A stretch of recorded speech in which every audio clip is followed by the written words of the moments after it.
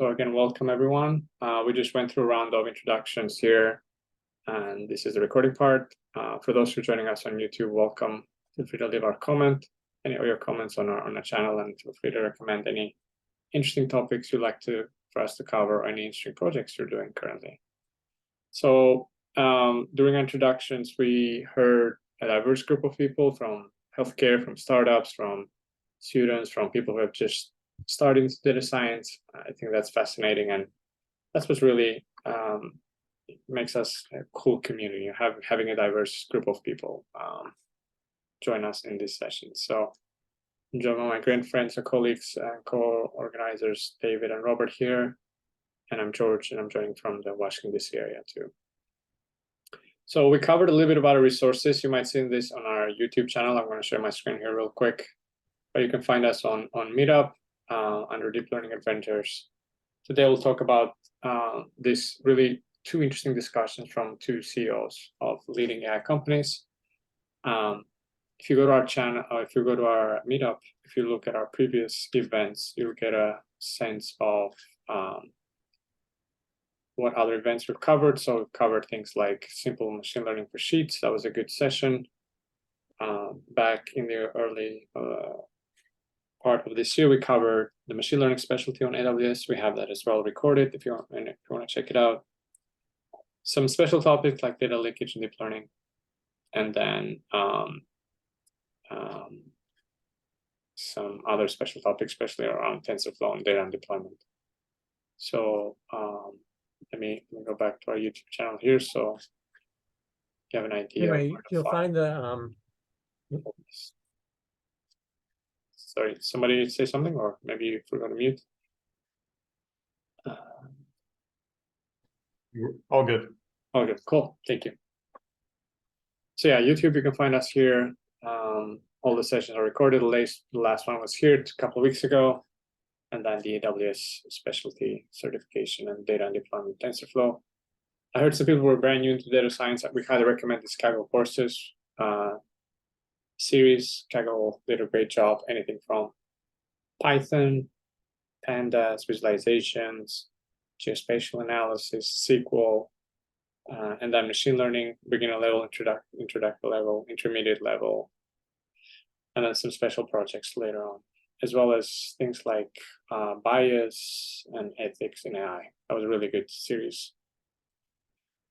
Okay, so we wanted to take a little bit more of a structured approach in generative AI. We didn't want to just delve into ChatGPT. I think many of you might have played with it. Many of you might have played with other products like Bard or other solutions out there.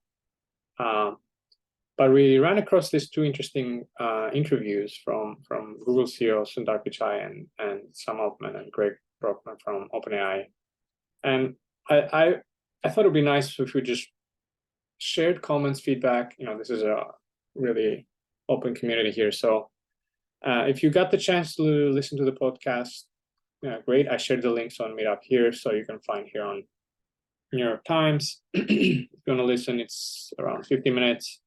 If you want to look at the transcript, you can also look at the transcript here. But I found that really interesting conversation. So for me, this was easier to digest. So if you don't mind, we can just kick it off with this interview. So for those of you who were able to chime in, what did you guys think? I mean, it's from March, end of March, so it's not brand new, but I think it gave an idea of what was happening inside Google as ChatGPT was launched late last year.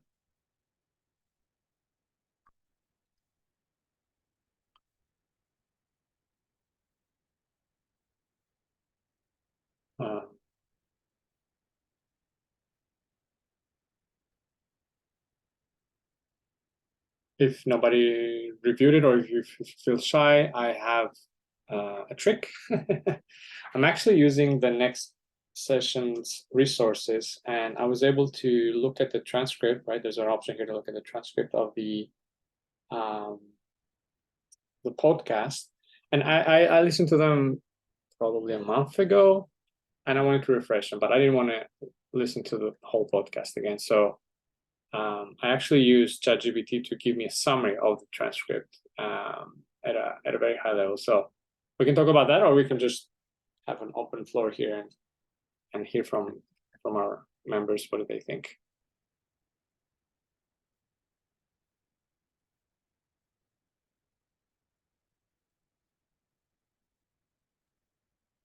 George, I can add that the common wisdom is that perhaps Google is a little bit slow and releasing some of the generative AI, and that people are somewhat underwhelmed by Bard compared to ChatGPT. But then Google, Pichai saying that they were being more cautious. Pichai, sorry, that's Sundar Pichai, and the reasons why we're not seeing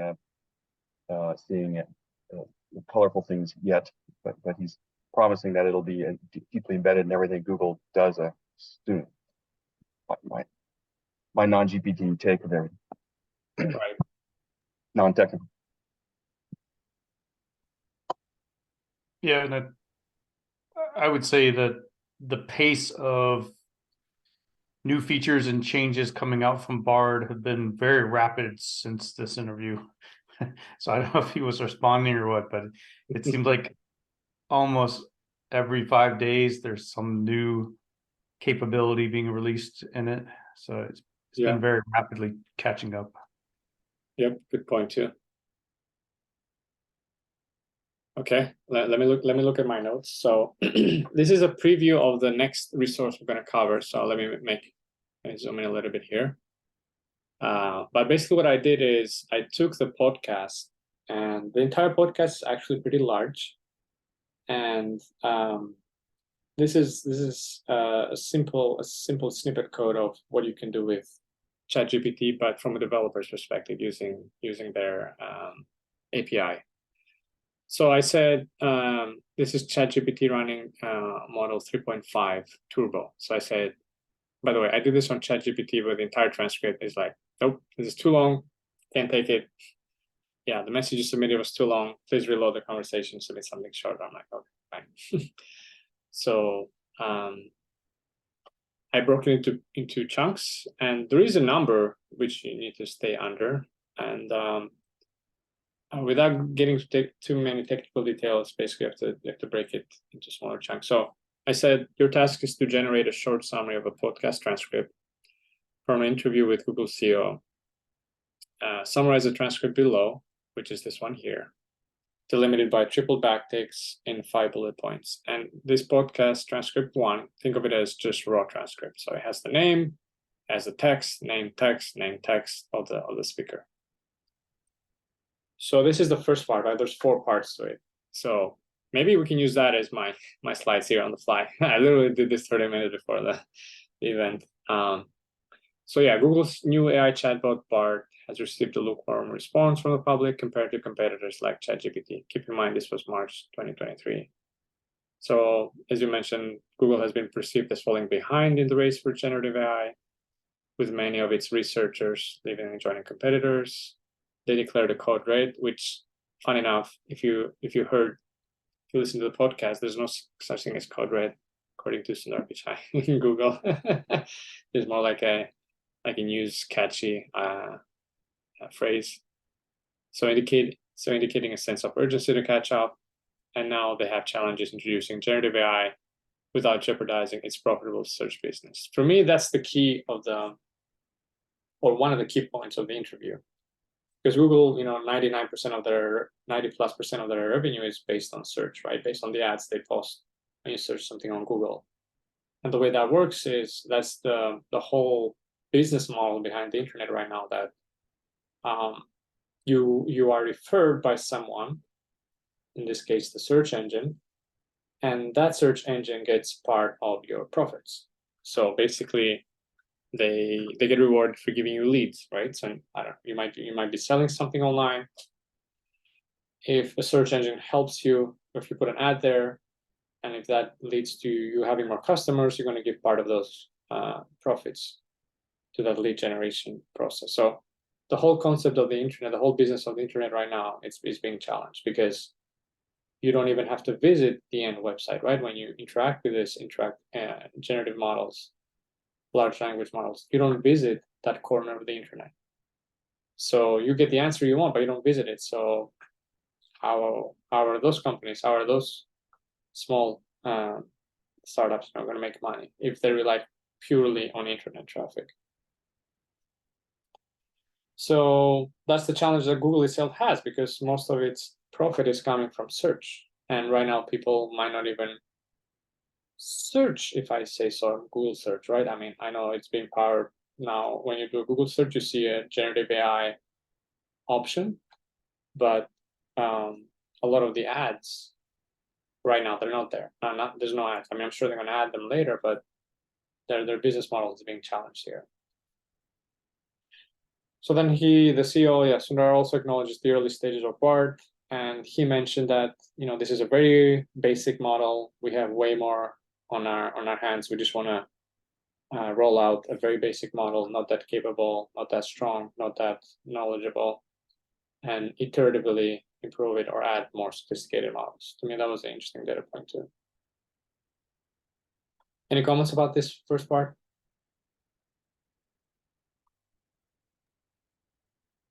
There is a comment in the chat, if you're not seeing that, about context window. Do you happen to know what the context window you were using here that couldn't handle the?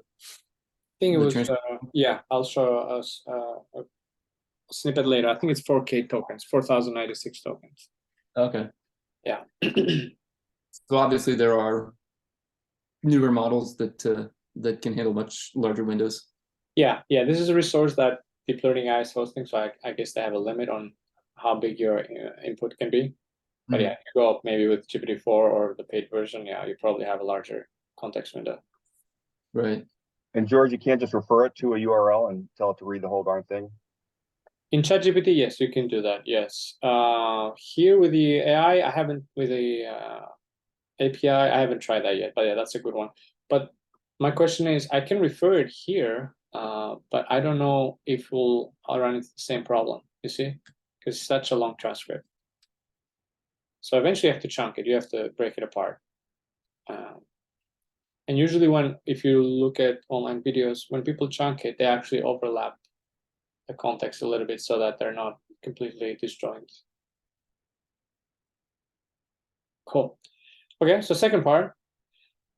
So then, Sundar discusses the potential of AI models like BART, Lambda, and Palm to become more powerful personal assistants in people's day-to-day lives. So if you remember, Google has so many products that we use in our day-to-day lives. So he sees that as an opportunity for all these powerful models to enable new features on those products, and basically for each one of us to have a small personal assistant. So he shared his experience using Lambda and its strength in answering questions and sparking imagination. AI models like BART can handle queries that would traditionally be searched on Google, but he sees that as an expansion of possibilities rather than as a replacement for search. So this is a very delicate challenge that he has to explore, right? He can't just go all into generative AI, but then your existing business model will suffer. So you need to somehow have a symbiosis. You have to have some kind of collaboration here for both of them. I think that's a major driver and explanation for the differences in approach between Google and OpenAI that we'll see later. Google really had this existing business model that they did not want to disrupt, and they've got the resources to train and develop these things, but maybe didn't have as much incentive as an OpenAI for that reason. Exactly. Yeah, then he mentioned the competition. He expressed admiration for their progress. Cool. Good job. And then he also spent a lot of time on the importance of responsibility and safety, right? I think he mentioned that several times, especially in the middle, around deploying AI technologies, stating that Google is committed at getting it right. So he said, I want to get this right, not fast. And that has a whole new level of conversation, right? Adds in a whole new level of conversation, because as you've seen, these models can generate context that might not be entirely true, right? They might create context out of thin air. They might even create references out of thin air. So I think that was one of the drawbacks of ChatGPT when it came out. And then how Bard was solving it was actually by referencing actual links or references as part of its answers. Cool, moving on. So he acknowledges the concerns about AI becoming more capable and potentially spreading beliefs about sentience, right, about existence. Believes there should be a balance between innovation and safety in AI. So that's the balance that we talked about before. And he also supports the idea of privacy regulation as a foundational approach to AI. So if you remember, was it earlier this year, several CEOs, especially the OpenAI CEO, right, Sam Altman, testified in Congress, and they themselves urged the policymakers to actually introduce some kind of regulation around AI, simply because it has so much impact on many industries and on our day-to-day lives. So yeah, there's a little bit of controversy around that because they're also trying to put up a moat around their own business, right? You should regulate and not let anybody else do what we've already done. So there's a little bit of controversy around their motive for testifying. You think so? But yeah, but what would the policy be? Would the policy be, basically don't do any harm, similar to like a similar rules, right? Protect humans and all that? Or do you think it's going to be more towards monopoly? We came first, so we get to dictate the rules. There's two opinions on that, and I don't know who's right. Yeah.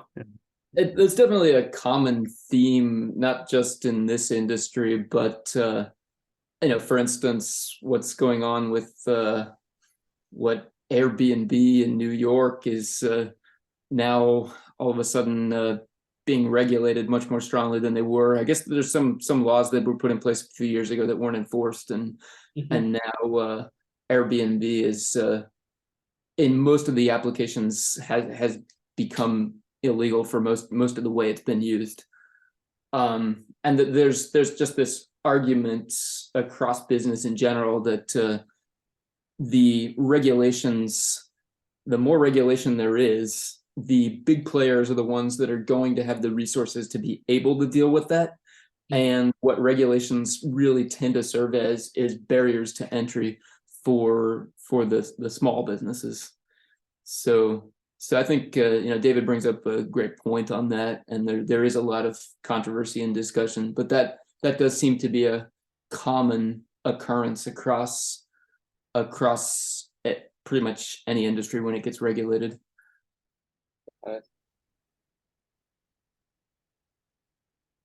Okay. Then Sundar expresses optimism about the collective will to tackle AI responsibly, and also the importance of taking concerns seriously. So he said he's inspired that we can tackle this together, but also wants to keep an eye on his concerns. And the last one is so the importance of being both bold and responsible in development of AI technologies. Finding hope in the fact that many people are concerned about AI. That was interesting. It shows that you're aware of the risks and challenges. He believes that it will lead societal adaptation, and the software engineers will benefit from improved programming capabilities and increased accessibility. So if you remember in the beginning, there was a lot of discussion around text generation, and then specific tasks came out of it, including programming code generation, which is a subset of that text generation. So GitHub has its own, trained large language models, Copilot, right? That has been trained on open source data, right? Public data, private code, and best practices, and now you can install it. I haven't checked it out myself, but it looks pretty impressive that with just a few clicks, with a few buttons, you can write really good modules of code, right? You can say, for example, how to import data in pandas, or how do I export data from pandas to, I don't know, SQL, for example. And it'll generate that code for you.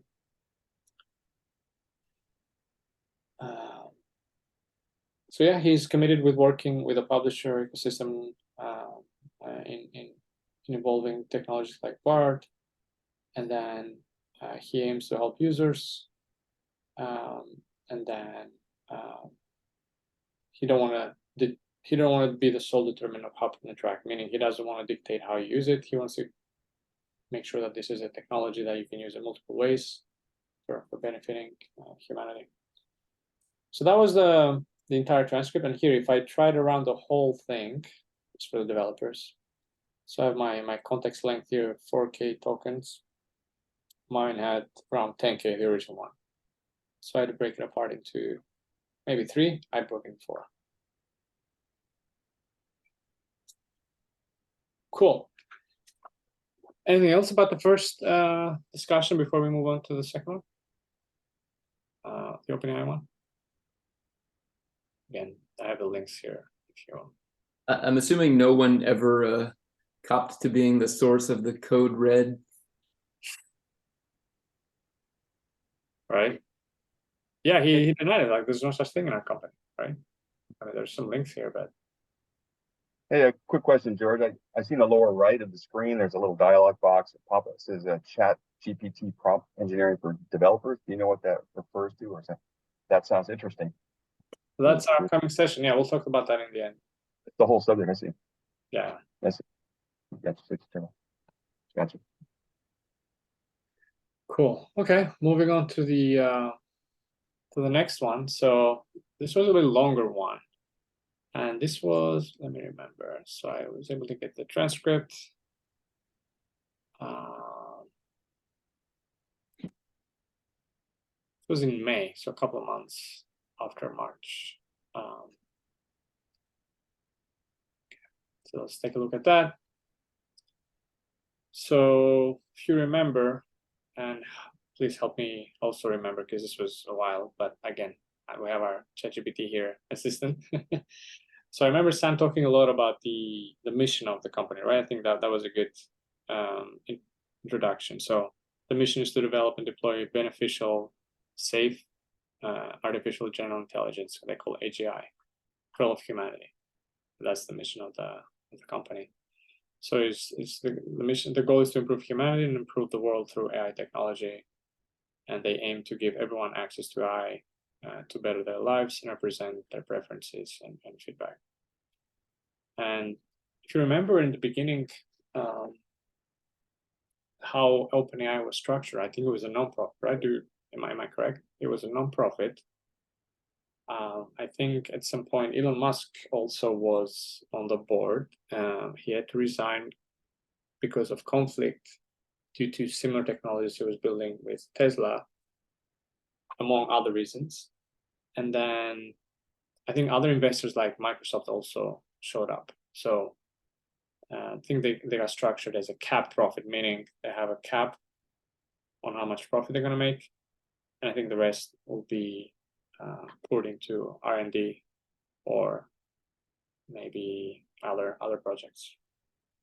So this was originally a non-profit, right? That's what I remember. Yeah. They eventually decided that they needed more capital to operate, so somehow changed structure to a cap profit, which I didn't actually even know existed. Yeah.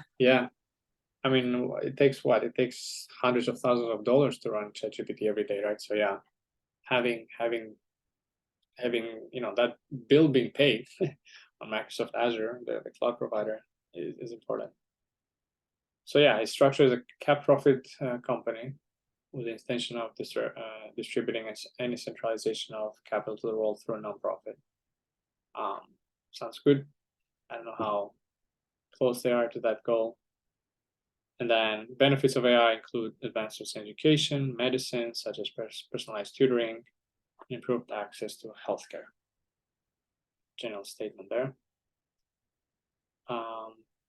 So AI has the potential to change education by providing machines that can help break down problems and teach people. development AI has been a field of broken promises. I think he was talking here about what, that AI winter or the latest trends in AI. I'm not sure what he was referring to here. The last 70 years is like the whole winter and all that. The winter of AI. Okay, good, yeah. But recent advancements have shown that machines can achieve capabilities that were previously thought impossible. And we've heard this from other speakers, right? Like Andrew Yang, right? It's a combination of hardware, right? Better hardware, data, lots of data, and new training algorithms, right? New deep learning algorithms and networks. So it's a combination of all three. One of them did mention, I can't remember which one, probably Greg, said something to the effect of when he was a graduate student, the conventional wisdom was that the best way to torpedo one's career was to study neural networks. It's just dead end. Yeah. Ouch. Yeah, little did I know. The goal is not to just have machines with raw knowledge, but to steer them, right? To reflect society's values and operate according to human intent. So it's not just, hey, open encyclopedia, we have a book. Yes, this is the knowledge, 7 editions or 7 volumes. But actually, what is your intent, right? Maybe I'm trying to learn something and my intent is to learn more about this. I don't want to just find the content of the page and find the word. I actually want to learn something about the field. So this steering is a powerful new concept we're going to see in generative AI. So you have a large language model that has, let's say, learned a lot, but you also want it to describe it to you in a way that you can understand it, and you want to help it shape its output so that according to your task, whatever your task might be. The deployment apparatus for AI is waiting for the right brain to appear, and the next couple of years will be test of its potential. I don't know what that means, right brain to appear.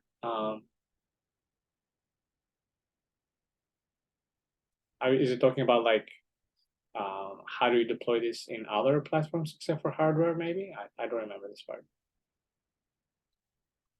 And then the surprise of scale in AI include the emergence of semantics and syntactic process and the acceleration of coding capabilities where machines can generate creative ideas like summarizing code as a poem. So yeah, this is a concept I think that several papers have covered.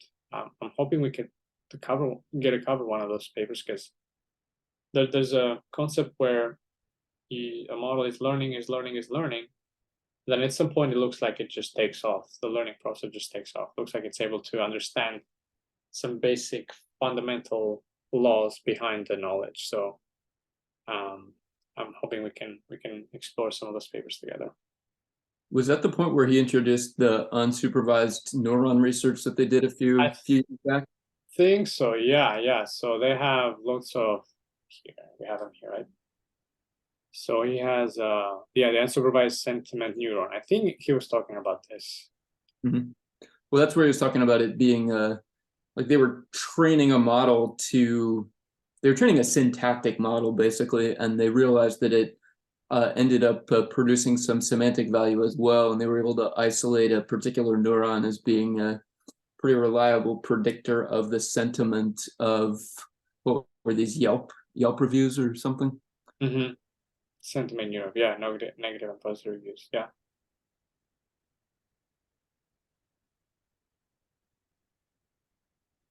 Yeah, and there's a paper about it, right? There's a paper about this. Okay, it's the same. So yeah, so you expose it to code, you expose it to poems, versus are very different contexts. And now it's writing poems about code. Cool. So OpenAI believes in keeping the rate of change in the world relatively constant, allowing people to gradually get used to new technologies like AGI and provide critical feedback. I don't know, to me it feels like they just opened the hose to us, last year and just explore it on your own. They have built a culture of sweating the details and prioritizing careful engineering and science. Let's see, it was interesting to me that both of them mentioned, Sam and Greg, that they built, developed, tested ChatGPT. Then they spent about what, 6 months? Remember, he said something like they spent 6 months in QA testing it, making sure this is safe to a certain degree to humans. It doesn't create harmful content. But they spent 6 months of basically testing this platform. To me, that was interesting topic. I think that was his answer when the interviewer asked their opinions on the proposed 6-month moratorium in AI. Right? He's basically like, yeah, we already did that. Yeah, but imagine they built this 6 months. They released it in November, right? 22. So 6 months, sometime in April, May. So they spent the next 6 months in just testing it. Okay, I don't know how they tested it. I'm really interested in getting to know how they trained it and how they tested it. I'm hoping, this short courses from Deep Learning AI don't cover that, but I'm hoping maybe some of the papers that OpenAI has created, we can have some information on that. Presumably, there's got to be some publications out now about approaches to red teaming these kinds of models to see how poorly they perform under various metrics. Yeah, such as bias or hallucination or what. Right. Then they talked about OpenAI basically putting all their money into small concentrated project instead of spreading resources across multiple areas, and having an iterative deployment approach that helps them improve their safety process over time. And then they have seen success in applying AI services in industries like law, providing access to legal services and helping tenants understand eviction notices. That'd be cool. We can build such an application. You get an eviction notice, and what are the laws in that city? And are you eligible for any special cases in that law? Any restrictions or any special circumstances? And then the physical world, he mentioned, is currently more resistant to AI advancements compared to the digital world, of course. And despite predictions that AI would make chess less interesting, chess has actually become more popular. I think people are talking here that, when AI came, or, the Word document came, all people would stop writing, or it would take over their jobs. But no, it was just a tool, right? So yeah, chess was popular before.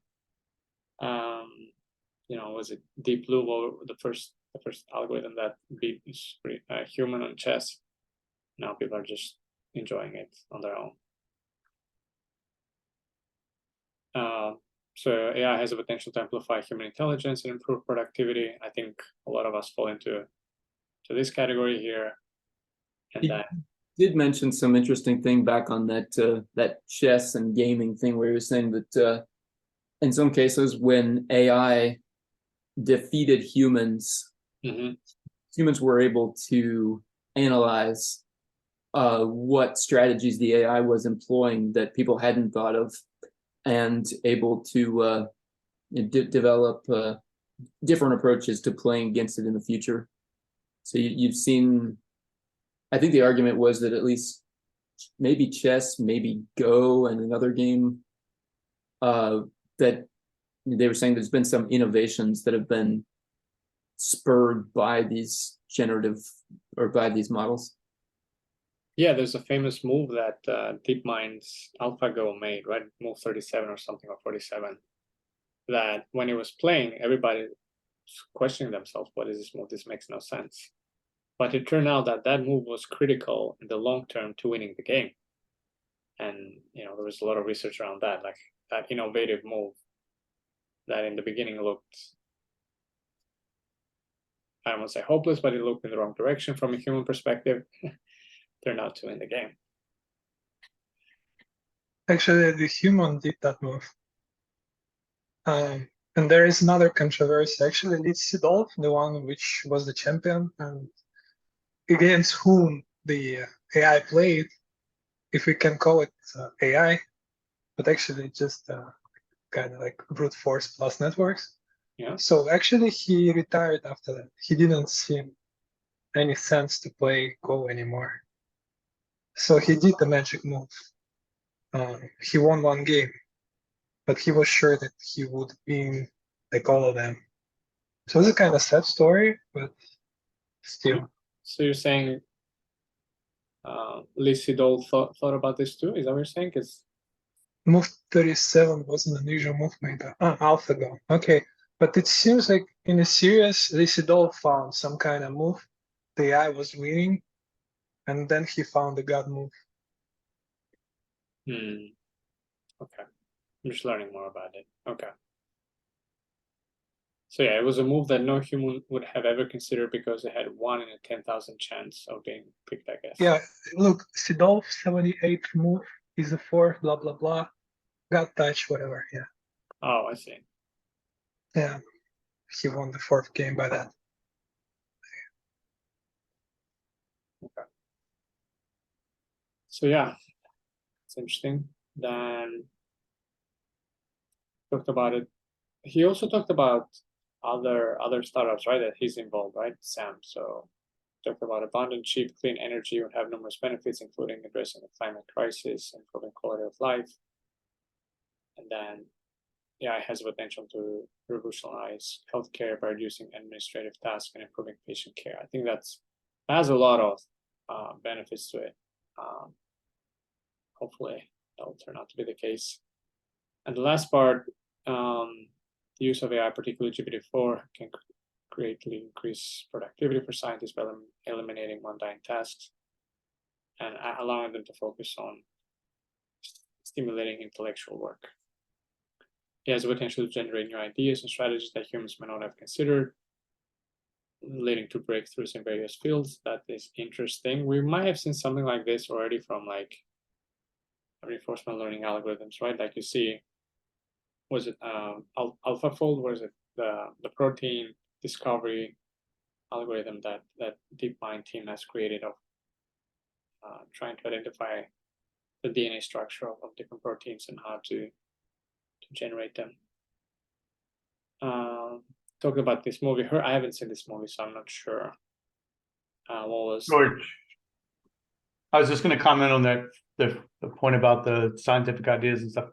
There's actually been some recent studies talking about one of the benefits is the fact that when people do experimentation, when humans do experimentation, they always bring bias to science. They're trying to prove a particular thing or theory or whatever.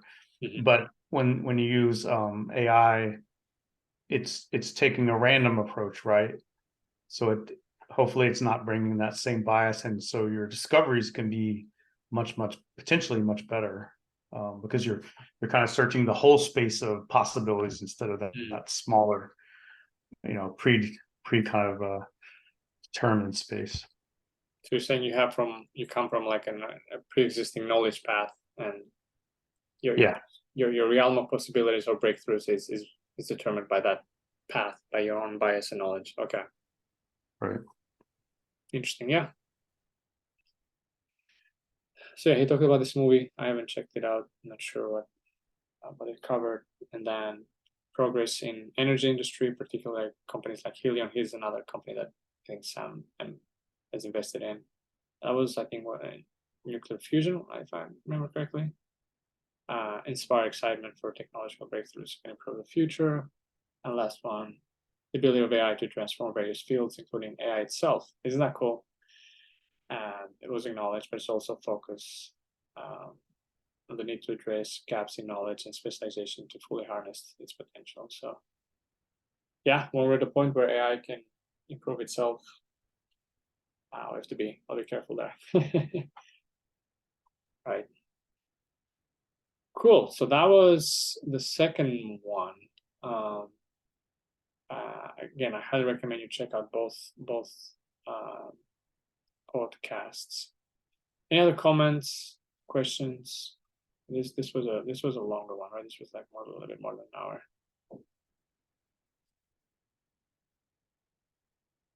And it looks like there's some other ones after that too, which I haven't checked out yet.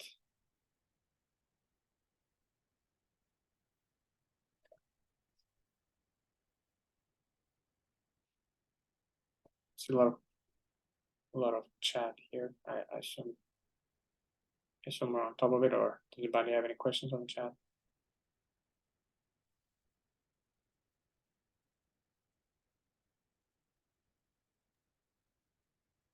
George? Yep. Hi, this is Neil. I was kind of struck by, but look, watch, I listened to the two interviews and I was kind of struck by the contrast actually between between Google and OpenAI, and I'm talking specifically about Sundar versus Sam Altman and Greg Brockman. Just like I don't know, it just seemed like Sundar, he was like kind of a more traditional kind of executive at a big company. And the two guys, I didn't know that much about Sam Altman or Greg. I had to like look them up, and like I was kind of, they're both really young. They both like dropped out of school, got right into the like startup scene, like when they were really young, 19 years old, and just sort of like just tore into just trying to do like sort of that whole sort of breaking things mentality to ultimately create and lead Open. I just thought it was kind of interesting, just the contrast between them, and it sort of came out in some of their responses too. I felt like Sundar was really very conservative in a lot of his responses. Like the guy, they kept trying to challenge him. The interviewer kept trying to challenge him about like one criticism after another, like, oh, did you issue a code red, and there's a criticism that you're falling behind OpenAI, and what do you there were just so many things like that and he kind of deflected a lot of it, and gave sort of the correct answer to everything, and said, we're just being really careful, we're being really cautious. The other two guys were a little less reserved about it. They still kept saying, oh, we have to be very careful, we have to this technology has a lot of potential to do great things, but there's also ethical concerns. But they were, I don't know, I just, and then part of it has to do with the kind of companies that they are, like Robert was saying earlier. There's the revenue stream that Google has to protect, and OpenAI is just a very different kind of company. But I don't know, I just thought it was kind of interesting. Yeah, I mean, as I was saying earlier, that definitely struck me as well. And another aspect of that is that the interviewers themselves definitely challenged Sundar a little bit more than they challenged Sam or Greg on any of their assumptions and their enthusiasm, if you will, for the topic. Maybe that's just the interviewer's take on the subject as well. But I think Sam and Greg really weren't challenged in that way. Yeah, I mean, yeah, there's definitely a clear mentality. I mean, Sam is also one of the founders or co-founders of Y Combinator, one of the most successful startup accelerators in Silicon Valley. So he's used to looking for good ideas, funding them, seeing them succeed. Google was one of the startups. Now it's a publicly traded company, as you're commenting on the chat. And now you have to be careful what you say and how you say it and what you release, because you have your shareholders to keep an eye on you, as well as your board of directors on top. So very, very different mindsets. Go ahead, John. I guess the one thing that I was going to say is I don't know that I would I wouldn't write off Google yet, because they have some pretty good that Gemini that's coming out is supposed to be incredible. It's not going to be out for another year probably, but that's pretty good. And when you look at like their processing, they have TPUs which can run a lot faster than like the GPUs that you see with NVIDIA and some of those. I would probably be very careful in saying, I know they botched their when they were rolling out the AI thing and looked really bad, but I have a feeling that I would be careful to think they're going to be. I bet that they're going to be a pretty big player in this, probably in the top 2 or 3 anyway. Yeah, no, I agree with you. I mean, they've been able to catch up, not to catch up, but basically maybe convert to public a lot of the things that they were doing in private, right? They're probably doing this for many years. They just never exposed it to the public, as they had their own reasons. Yeah, I completely agree with John. You have to look at it also like no company is more challenged by the GPT model than the Google business model, right? Yeah. So they have more incentive than anyone to catch up. Microsoft is investing heavily in it. Like they made it part of their Bing browser, anything that would take revenue from Google for them.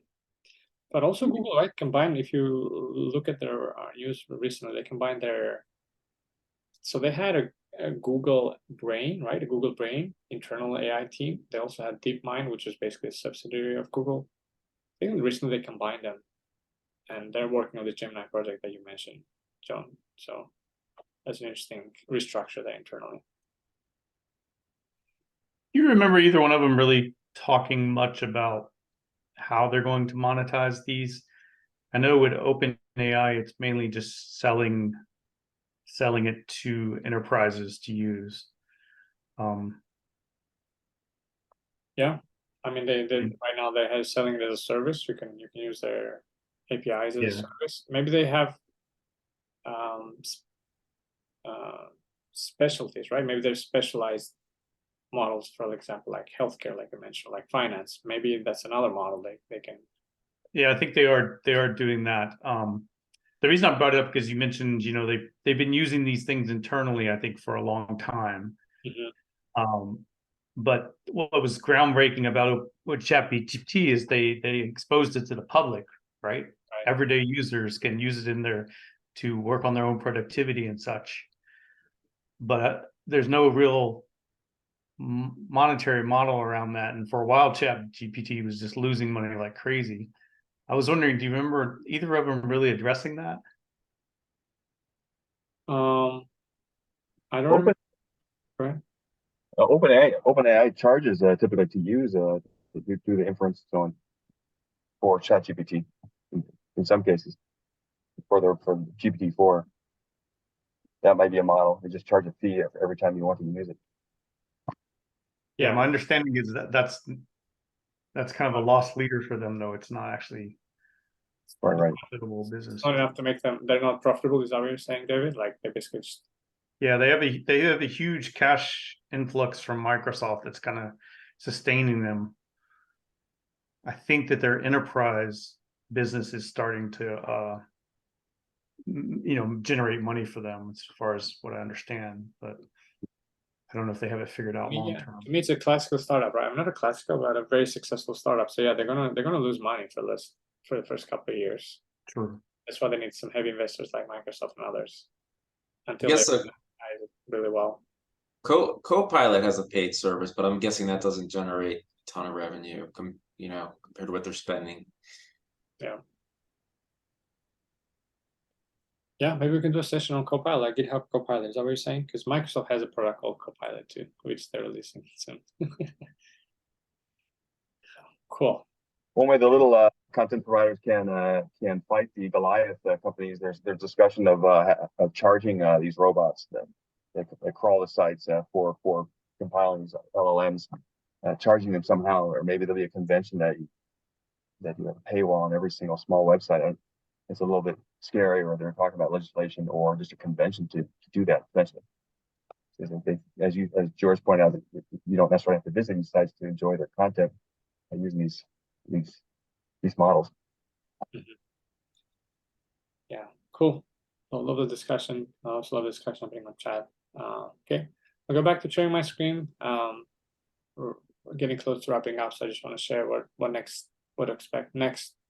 So if you go back to our Deep Learning Adventures meetup page, we just posted a new event, and this will be a unique event simply because of two reasons. One, it will be our first hybrid event. We talked a little bit among ourselves here, the co-founders, and we thought, I think it's time to get back in person and online. So this will be hybrid, both in person and online. If you're in this area, I put the address here. This is my office address. This is for September 27th. The agenda roughly, I put the 30 minutes for just networking and refreshments. I'll bring some snacks and refreshments for us there. And then the main topic, which I'll talk a little bit, and then just getting to know each other better. And the main topic is this short courses from Deep Learning AI, right? The first one is this course called ChatGPT Prompt Engineering for Developers. One of the resources, oops, looks like my session ended here, is the one that I used right here. And you get to see that later during the course, but I highly recommend you checking it out. It's free, it's not that long. You actually don't use any resources. Everything runs locally. And I like this here, back to tab. This layout that they have where you have the video on the right, you have the code on the left, and then you have the different topics here as well. So it's a really nice, nice setup here. So what we're going to cover, if you if you look at it, and I cover them here, we're going to talk a little bit about actually how to give clear and specific instructions to large language models, specifically ChatGPT, letting it think, what does that mean?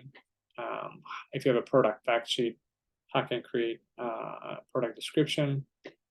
How can you extract relevant information from a product review? Maybe what is the product name? What is the product ID? What is the company name? If the review is positive or negative, and all that. How do you do this for multiple reviews? Sentiment, anger, positive, negative, frustration, all that. And then more interesting transformations, such as you can do translation. We're going to see how we translate from one language to the other very easily. Spell checking or grammar checking, that's a cool feature. How do you change the tone, right? Basically, if you're a formal speaker or informal speaker, and how do you change the format? Maybe you have a context, maybe you have text, you want to convert it to JSON, you want to convert it to CSV, so you can extract it. Right now, if you work in the data field, a lot of the challenges are extracting information from unstructured data, right? It's unstructured, it's raw, could be text, could be images, could be audio.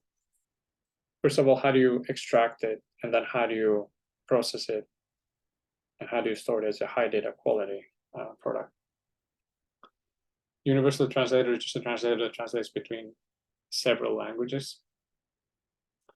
And then customer service email, we're going to create that.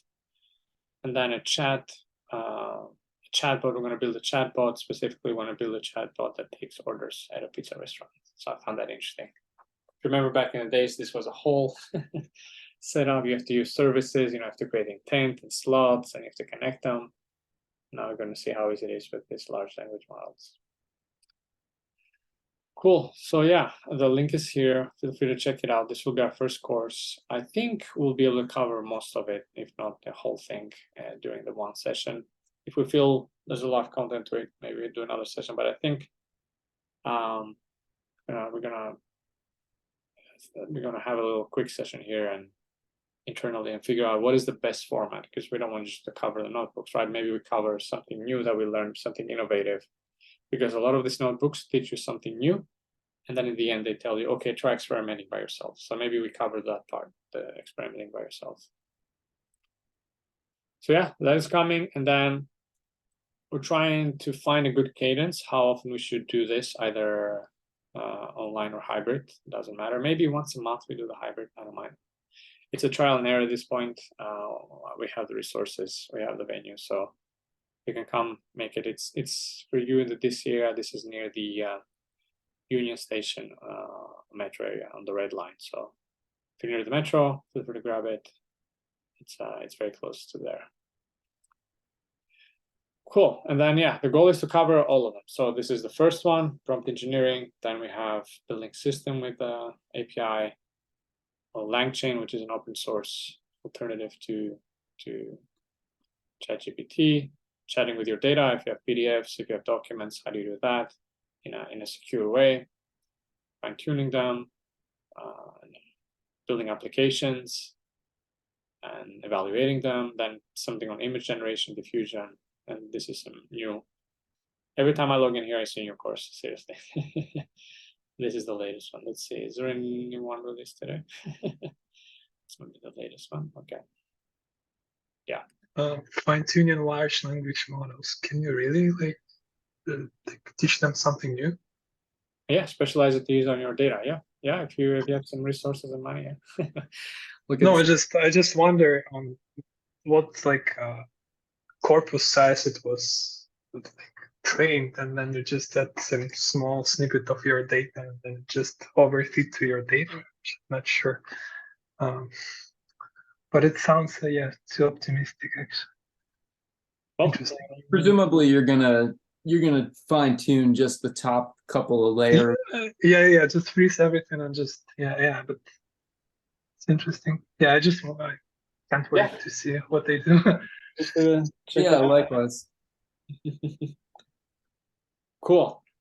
So yeah, that is coming. And then the last thing is we have a brand new YouTube channel here, Generative AI. I think it's empty right now because I haven't uploaded anything.